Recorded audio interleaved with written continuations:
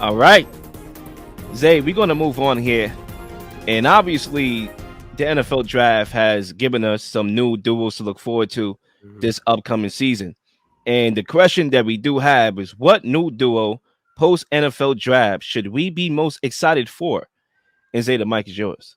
Man, I think the most underrated people that I don't think a lot of people are talking about is Kyler Murray and Marvin Harrison Jr. If Marvin Harrison Jr. could play up to the level that live up to the play up to the hype that he had coming into the draft, if Kyler Murray could play just even of what people are saying he can to max out his ceiling, I think it'll be a tremendous duo, especially in that division. I think the Cardinals could mimic what they had a few years ago with the high octane offense, just flying down the field.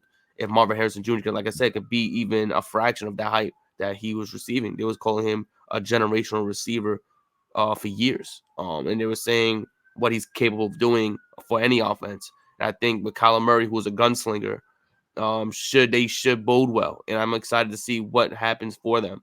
I think every duo that has been mentioned in this draft, there's so much hype around this season because everyone is so excited to see what these receivers are going to do in this league. And I think right now, I would love to see if Marvin Harrison Jr. lives up to that hype that he was and is the number one prospect coming out of college. And I would love to see what that duo does this season. Yeah, I mean, look, man, Marvin Harrison, you already know I called him the best player in the draft. I really think he's that talented and what he could do. I talked about all those things in the last take for 99 that I did, or two take for 99s ago. But yeah, I'm curious to see if Kyler Murray would be able to get back to Pro Bowl form, with the addition to go alongside Trey McBride and all those young receivers over there. The Cardinals, they built something, decent last year, despite a lot of us thinking they were tanking, for a quarterback, ironically. But Kyler Murray is their guy. They committed to him. They paid him that money. They doubled down pretty much by not taking a quarterback, by taking Marvin Harrison. So I am curious to see, how that looks and if it will be as good as D Hop when he played with Kyler Murray. We all know how that looked. They went undefeated for a minute before they spiraled out of control. Do we see that same Kyler Murray that was at various points in seasons prior to injury, an MVP candidate before that steam died down? Um, the one that I'm going to go with, and there's a lot of options. I might have to give another one in my second lap, I definitely got a second one myself. So but I'm going to go with Josh Allen and Kean Coleman mhm, in Buffalo. mhm. I'm going to go with them. And the reason why is a lot of reasons, right? And I'm going to pause my take for a second because we have our guy, Mykel, that's going to be joining us right now. He was a little bit busy, so we couldn't get him on at halftime, but he's here now. So I'm going to stop what I'm doing. I'm going to introduce our guest here on the show, and I'm bringing him on right now. Mykel, what's going on, my guy? We live. What's up, guys? How you guys doing, man? How's it going? I'm a Knicks fan, so I'm not doing good at all, you know. But you know what? I think I'm gonna be doing good by the end of Thursday night. How you doing, man? Man, hopefully, it's scary when you got to go to on the road and play a game where every game's been very close. It's come down to an end, come down to the end of the game. And shout out to Tyrese Maxey making some big time shots. But the Knicks should be confident that they can win at least one of these two games. So you should be good. No, I appreciate it, man. Thanks for the words of encouragement there. I'm gonna proceed with my take here. We are talking the most exciting new duo post NFL draft that we are looking forward to. Okay. Um, Michael, I'm gonna let you get kind of settled in here. I'm gonna continue with my take, and then I'm gonna pass it over to you. So Yep. far, Zay picked Marvin Harrison and Kyler Murray, I and like I'm that. going to pick Kean Coleman and Josh Allen. And the reason why is because I think Kean Coleman is the guy that the Buffalo Bills need. And Mhm. I understand they lost Stephon Diggs, and that's a void, right, to fulfill. But I really think a lot of people is not giving Buffalo credit for how diverse their offense looks right now after this addition. So you got a guy in Kean Coleman who I do think is a boomer bust guy. I think he's the definition of a boomer bust.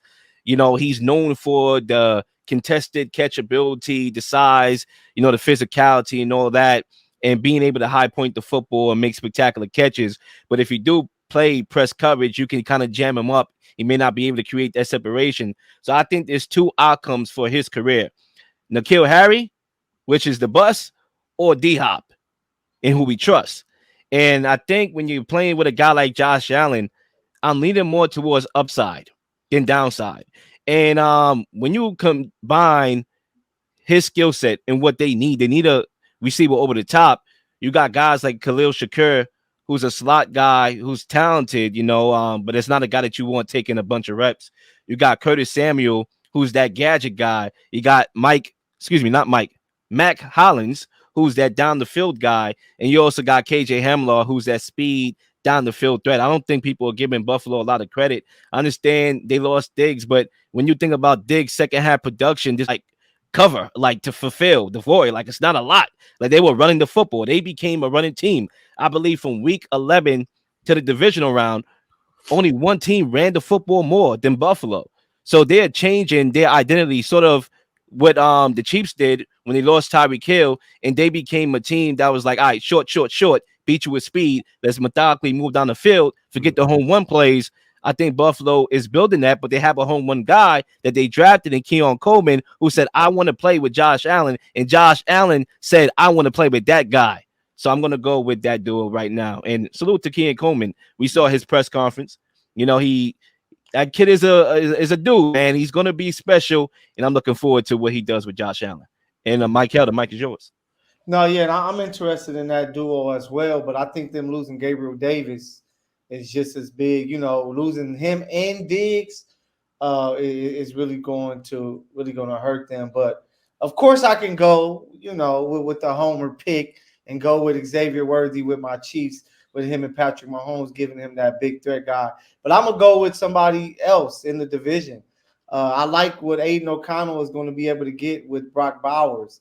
I think it's such a safe pick for him. The fact they couldn't get their quarterback, you go get the guy that a lot of people had as a top 2 or 3 prospect in the entire NFL draft for Brock Bowers. I think he's going to come in there with Devontae Adams and the pieces that they have there with the Las Vegas Raiders. He is going to be a smooth slot in there to get him the ball. You got Michael Mayer, who they got from Notre Dame last year, but I think Bauer is a much better player than him. And now with Antonio Pierce as a coach, he's going to say, hey, let's simplify this game. Let's make sure our tight end get the ball. Of course, Devontae is going to get his touches, and then we're going to run the ball and try to get this defense together. So I really love that pickup of Brock Bowers to the Raiders. I think it's a pick that a lot of people are kind of overlooking because of Aiden O'Connell, but Aiden showed a little bit last year that he can be solid. Do I think he's a long-term answer? No, but I think that next year this duo can do some things to where we're going to be talking about Brock Bowers being close there when it comes to the Offensive Rookie of the Year. I want to respond to that real quickly here. And before I actually respond to your take, I want to respond to your Buffalo take. When you talk about Gabe Davis and the loss of Gabe Davis, who went to Jacksonville, that was also the ultimate boomer bust guy. Yeah. It's funny, ironic that I'm calling Keon Coleman a boomer bust guy because that's what Gabe Davis was. Yeah. Like one day he'll pop and have a monster week, over 100 yards. He had that game against Kansas City. We had like 250, right? And then he'll have his duds where he doesn't get the ball, Mm-hmm. So Keon Coleman, I think, could, replace that role. And then you get the running game and the other guys to try to fill that void of Diggs. So we'll see what happens with that. But as far as, Bowers and, and the other tight end, Mayers. I think that's going to be a decent pick. I thought about that, but quarterback threw me off because not only that, like when you think about how they're going to be on the field together, which they can coexist on the field. Mm-hmm. I think you could line up Bowers like as a slot receiver, kind of. Yeah. And Mayers will be a blocking tight end out the group. But I also think, there's only one football. Devontae Adams is going to want the ball. Clearly, he had a lot of frustrations last year when he didn't get the ball. You also bring in Michael Gallup, who doesn't need the ball. He didn't really have a lot of volume last year, with the Cowboys, and he really doesn't need the ball. All jokes aside, he's cooked. But, there's one football. The quarterback is spotty. That's the only hesitancy I have which is one of the reasons why the main reason why I didn't go with that pick. But I am fascinated for that individually to see how they are coexisting on the field together. So yeah. No, yeah, and I'm not sure. I'm not sure if Minshew is over there, but I know they have a veteran backup Yeah, guy. Minshew. Yep. Yeah, Minshew. Minshew mania. So Yeah. you saw, he was able to do some nice things with the Colts Mhm. last year. So now, you get him over there to the Raiders. I think he's going to look to that tight end position. And I think that Brock is going to be able to excel because, like Kittle and Kelsey, you can slot him in so many different situations that whoever the playing the quarterback is going to have to look there because Devontae is going to continue to get pressed and doubled and things like that. So the fact that Bowers, I was such a huge fan of Bowers at Georgia. I was even like, yo, do not let Bowers drop in the 20s because if the Chiefs somehow trade up and get Bowers, they have setting up themselves to have two crazy tight ends, the tight end for now and of the future. But the fact he went to the Raiders is like, all right, now he can pretty much be that guy, that 1A, 1B with Devontae Adams. So I'm hoping that they quarterback play, they figure that out, but they have a weapon there in Brock Bowers, which can make a crazy duo. Yeah, Call this man behind me. Call this man behind me. Oh, His man. name is Tom Brady. Okay, not Tom Giselle Brady. Tom Brady. Call that man. 1-800 Tom Brady. You need a goat. He ain't no joke. Call that man. 1-800 Tom Brady. Let that man spend time with his kids, man. Let that man. He deserves it. Let's spend time with his family. He's done. He got his rings. He's done. Let it go. Let me go with for the Raiders, right? Minshew not afraid to throw the football. That's one thing, right? He has that determining factor. His ceiling is capped, though, unfortunately, but he's going to be something that the Raiders haven't had, which is a gunslinger behind the center. So that should be interesting what the Raiders do this season. I had a sleeper pick though, and I think not enough people are talking about it, or nobody wants to talk about it. And that's Neighbors and Daniel Jones. Now I understand people don't like Daniel Jones. People have a lot of questions about him. But one thing you can never question that he has never had a wide receiver 1 option, even a wide receiver 2 option on that receiving core. And Neighbors is probably the best receiver they've had since OBJ has been there. And I would even go out to say that Neighbors was better coming out of college than OBJ was coming out of LSU. So this is going to be probably one of the most dynamic receivers the Giants have had in a very long time. And I would love to see the actions they have with Brian Dable, Daniel Jones, and Neighbors all together playing. I know their offense they have a very bleak depth chart. It doesn't have a lot of notable names, but when you have a creative mind in that offensive coordination with a talent like Malik Neighbors, a lot of magic can happen on that football field. And I doubt that defenses are going to be doubling and pressing Neighbors off the rip. I know they're probably going to say he's a rookie, let him show us what he could do early on. And I think you're going to see a lot of explosive plays from that Giants offense early in the season. Yeah, Mykel, you want to respond to that? Yeah, man, I love Neighbors. I think that he is a baller. He's going to be a great, great talent. Daniel Jones is trash to me. Like, I'm just not a big fan of Daniel Jones. Even the year before when they won, about 10, 11 games, it was a lot because Saquon played so well and Daniel Jones running the football. But when it comes to throwing the football, I just don't think that he is that guy. And Neighbors is, I believe, going to see some double teams because who the hell else do the Giants have? Like, there's nobody else that you truly respect. You don't even have Saquon out of the backfield anymore. He's with your rival, the Eagles. So I think that he's going to get so much attention. Daniel Jones, being the bum that he is going to hurt Malik Neighbors' first year. But if they can get a quarterback, he is going to be crazy. But I just don't trust Daniel Jones at all. I mean, look. 1-800 call that man. Okay, Tom Brady. I mean, look, the sleeper I'm gonna go with here, and this is my last one. And Mykel, I'll leave it up to you to give a sleeper and respond to mine if you want to. Yeah, I'm gonna go with Blake Corum and Kyron Williams. I'm gonna go with those 2 running backs out there in Los Angeles, right? Because I think by drafting Blake Corum, you get 2 interchangeable backs. The days of the bell cow back is done. It's finito. Those days are gone. The life shell, the life expectancy, as far as career-wise, the career expectancy is the word I'm looking for. They don't last longer. The wear and tear. You want to get you an interchangeable back to go alongside your number 1 back. And I think Blake Corum allows Sean McVay to do that. We all know he has a great running scheme as well. And we all know they got a great duo at wide receiver in Puka Nacua, the legend, and Cooper Kupp, who I need to mention. Hopefully he gets healthy, and I think we'll see a far better Cooper Cup. And that really is going to put a lot of pressure on defenders. They gotta respect the ground game. They gotta respect the passing game, and they gotta respect Matthew Stafford and the coaching game. So I think the Rams are going to be a very, very X factor-ish team to watch in that division. And it all starts with the talent they have on the field. When you look at Blake Corum in college, he was a touchdown machine, 258 rushes for 1,245 yards with 27 touchdowns. Okay, and he was effective out of the backfield catching. No one found the end zone more in college than Blake Corum.